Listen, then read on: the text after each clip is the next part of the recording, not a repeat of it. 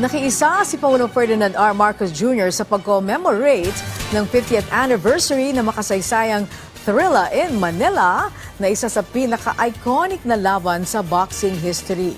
Kasama ng Pangulo sa Thrilla in Manila 2, si First Lady Liza Araneta Marcos. Kabilang sa mga nasaksihan na laban ni President Marcos Jr.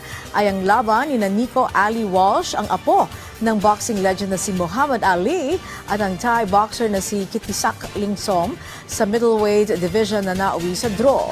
Kabilang naman sa mga lumaban dito ay sina WBC strawweight world champion Melvin Jerusalem para sa main event, Yumir Marshall sa WBC International Middleweight Championship at Carl James Martin at Marlon Tapales sa junior featherweight matches. Matatandaang kabilang din sa mga dumalo sa 1975 Thrilla in Manila ay si dating Pangulong Ferdinand E. Marcos Sr. at ang First Family.